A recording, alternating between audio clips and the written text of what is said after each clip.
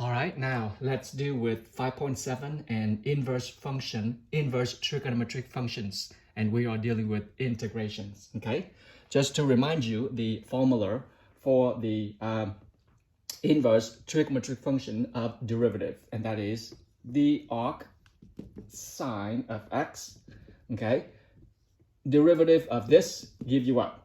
Give you 1 over the square root of 1 minus x squared. And you understand, I just demonstrate to you the connection between the square root and the angle in the right triangle. And of course, apply Pythagorean theorem, okay? So now with the derivative of the inverse trigonometric function gives you right here.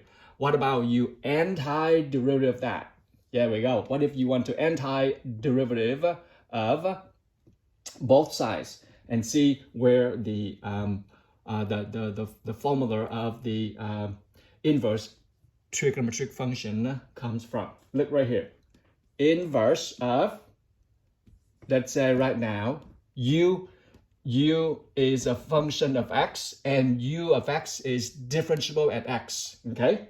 All right, and of course you have to set the domain for the inverse function to make sure the function has passed the horizontal test, okay? And of course, watch out for the denominator cannot be 0 either. Okay, so here we go. The integrals involving inverse trigonometric function, here will look like, there we go. A is a constant minus u squared. There we go, okay? Here we go. The integral of du over square root of a to square minus u squared gives you what? Will give you arc sine x u over a plus c. Okay, that's go ahead and just give you the integral involving inverse function of trigonometry. It's on page 382. Okay, now and then you will have the arcsecant and you have the arctangent as well. Okay, look at that box right there, you will see. And now let's look at the example. Okay, let's look at the example and you will see if you want to integrate an inverse function of trigonometry. Okay, here we go. On example 1, you have right here. Is it on that right there? Good. Example 1. Okay, you have an integral of dx over square root of 4 minus x squared. All right, talk to me. And that is your a right there. Okay, a is 2 because 4 can be written in the form of, 2 squared. Okay, you see it? There we go. All right, I think you don't see this one right here. 4 can be written in the form of 2 squared. So you see a right here is 2, and then x or u. You can deal with single variable, or u could be a term that is squared. Okay, so that gives you what? That will give you arc what? Arc sine of u over a. U here is x. Okay, x over a plus c. That's all, guys. You see it? I just want you to be familiar with the derivative of the inverse trig function, and now you see the integration, the other side of that. Okay. What about part B of example 1? Part B of example 1. Okay. Part B. You now have the integral of dx over 2 plus 9x squared. Wow, 2 plus 9x squared. And then you see, wow, Mr. Dang, what is your a right here? Haha, there we go. Now, what is the number square give you 2? Come on, yell out loud. What is a number that is square give you 2? Of course, that guy right there. So, square root of 2 square give you 2, okay? Then your a right here is square root of 2, correct. And what is your u right now? What would be a u term square give you 9x squared? Talk to me. Is that 3x? Sorry, 3x? 3x squared will give you 9x squared. Therefore, right now, you identify everything, okay? A is right here, and your U is 3x, and the task is done. You see the trick right here, guys? All you do right now is just to simplify, formalize the denominator into the specific integration rules of inverse trig functions, and then you execute them, just like apply formulas. This is all about formulas and using your algebraic skills to simplify the denominator and turn them into the exact formulas for the inverse trig functions, and then apply integrals rule or derivative rules. Okay, so look at this. All right, let me rewrite this for you, okay? So there we go. This guy right now will be 2 plus 9x squared, can be rewritten as dx right here, okay? And now you have what? You have would be square root of 2 square plus what? 3x squared. There we go. All right, am I making sense right here? So now remember the formula. All right, so now I am using Mr. Zhang. What is a squared plus u squared? All right, a squared plus u squared will give you the formula. Let me give you the formula right here.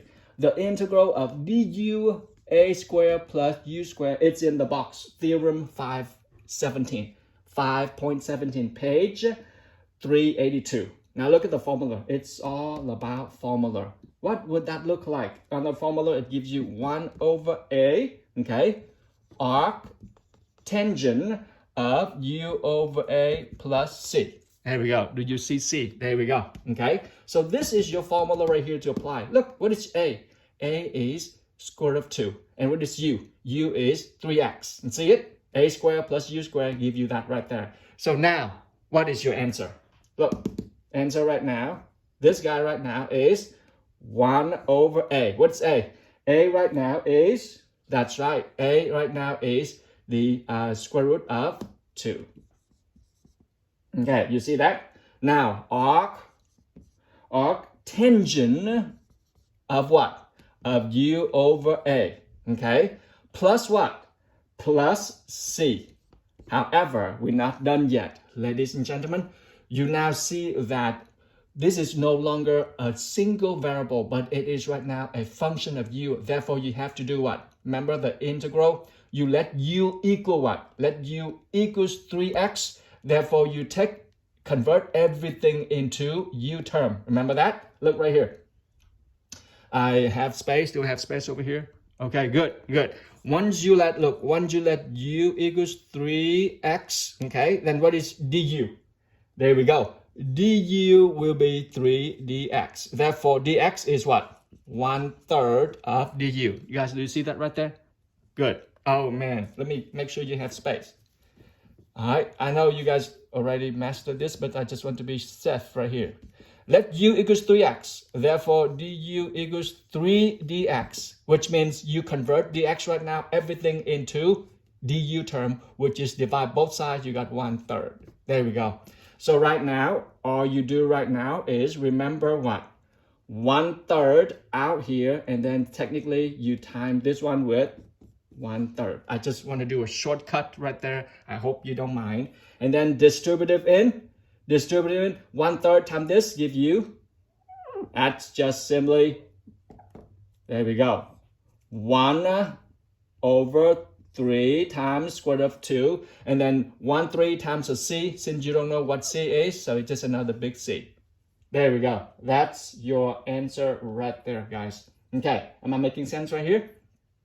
And of course, it's a strength. Do we need to, conjugate square root of 2? It's okay. Leave it like that. I'm cool with that.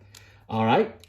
So that is example 2. That's example 1. Let's move into example 2. Okay, here we go. Example 2. I just want you to be really familiar, and this is the AB calculus. In your AP exam, they will not put this inverse trig functions in integration. It's only in the BC, but I want you to just understand that and have a good, foundation.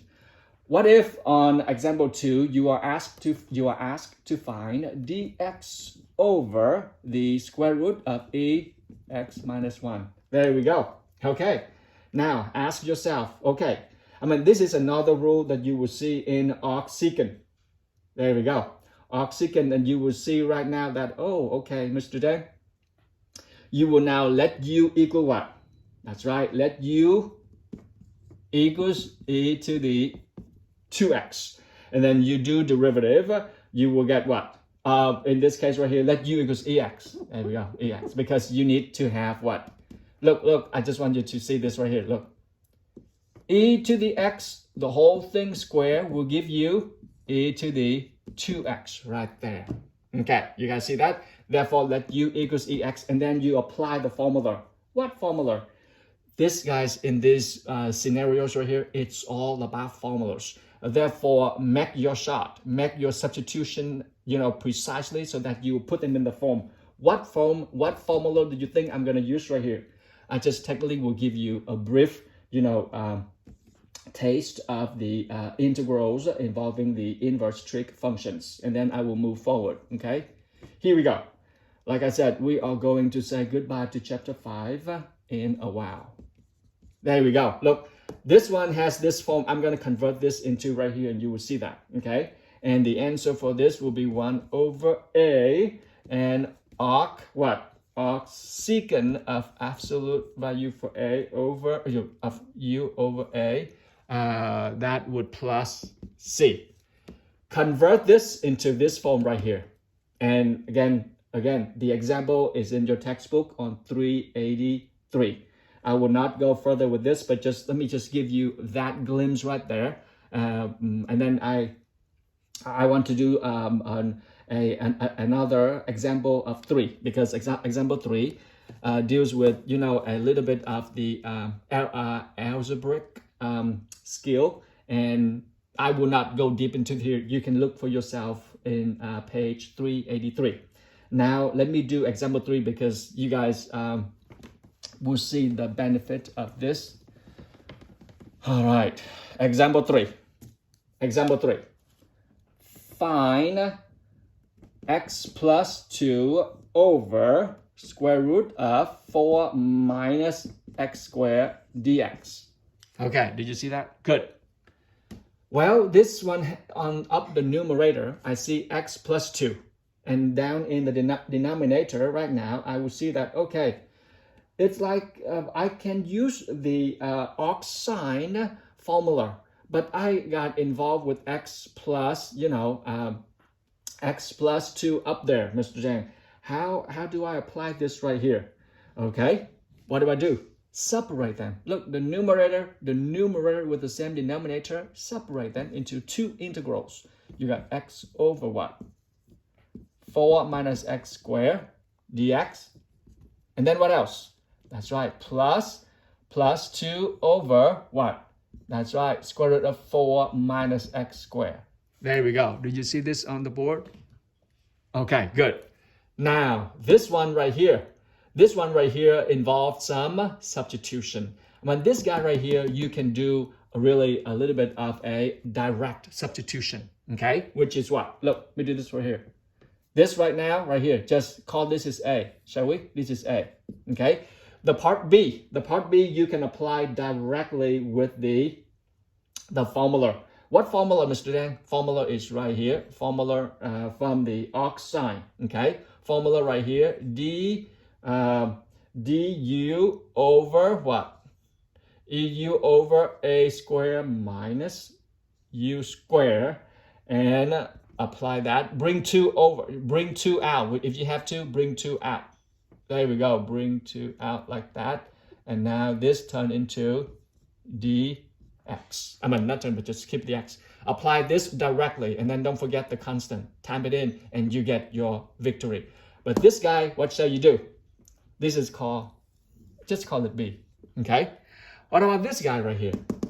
Well, look. It looks kind of a little bit strange, but it's not that hard. Let u equal what? Look, I'm solving A, okay? Let u equals what is inside the radical form. We call it the radicand. Let u equals 4 minus what? Let u equals 4 minus x squared. Got it? And then du, okay, du equals what? Negative 2x dx. You see that? Now go back to your familiar form, which is right now you have x dx, you have x dx, you don't need what? You don't need negative 2. So what do you do with negative 2? That's right, divide both sides by negative 2. Ta-da, you got right there. So now x dx turn into 1/2 what? Du. You can solve that right now. Okay, you see it? Keep that in mind. Okay, I'm gonna rewrite this right here for you. So this now turn to x dx will now 1/2. Okay, du, and down here is just what? U to the 1/2. That's it. And that you bring it up and you use the integral rules, the power rules, which is 1/2, negative 1/2 plus 1 over negative 1/2 plus 1, and then you will got your victory. Guys, that's it. That is about the integration for the inverse trig functions. You need to recognize, know your formulas, and just combine with algebraic skills to simplify, to substitute, then you shall have your victory. Okay? Just one quick example, and then I will conclude with chapter 5. We're about to say goodbye to chapter 5. Okay, guys? So this 5.7 right here is a little bit of extra for AB calculus content, but I just want you to see this so that you will not be too much of a surprise when you go to college. So here we go. dx over x squared minus 4x plus 7. All right, look at this. Here is another form that you can apply the inverse trig function. Look at this right here, same strength. I cannot factor the denominator. Well, do I give up? No, you learn from algebra. I see something, if, you know what, we're looking for this right here. Mr. Zhang, can I, this one right here with something right there. Can I turn the denominator into, some number square plus with something square, Mr. Zhang? Does that ring a bell? Oh, yes. That will remind you of what? Completing the square. That's right. Okay, look. X squared minus 4. Look right here. X squared minus 4 has a potential that I can make that's right, I can complete the square. So look right here. X squared minus 4x. I want to complete the square. Then I see something else over here, which is pretty cool. Look, 7. Look, it's a bonus right here. 7 can be what? 7 can be written as, look, 7 plus what? Plus 4 and plus 3. Can I do that? Yep, 7 can do this. Beautiful. You see it? 7 can break it out like that. And why do I do that? Can anyone tell me why? Because by doing that, right here, completing the square is the hero factor right here. So this would now turn me into, x minus 2, the whole thing square. Perfect. And you want a number square give you 3. What would that be? Yep, you are big boys and big girls. There we go. You see it? So right now, the denominator turns into bingo. Here we go. X minus 2 and the whole thing square. Got it? And then your, right now, square root of 3. You guys see that? There we go. Now you look, u square plus what? U square plus, that's right, plus a square. Okay? All right, so what formula are you going to use right here for me? Formula right now is the arctangent, correct? Look, let me show you the arctangent, okay? Look, this is the formula you're going to apply. That's du over a square plus u square, okay, equals, it's in your formula, and you see it over here. Yeah, let me write it out for you. That is 1 over a arctangent u over a plus c. That's it, guys. That's your guy right there. But you say, Mr. Dan, this is a square plus u square. This is u square plus a square. Well, does that make a difference? No. You just reorder them, put that up front and then simply let u equals x minus 2. and then convert all the x variables into the u variable. And you will see that in your example 4, page 384. Guys, we now have another tool to complete the square and turn the denominator into the form that you are allowed to use direct inverse trig function to integrate them. And that's it, guys. This form is right here. Okay. With that saying, we conclude chapter 5. All right, guys, I will see you in chapter 6.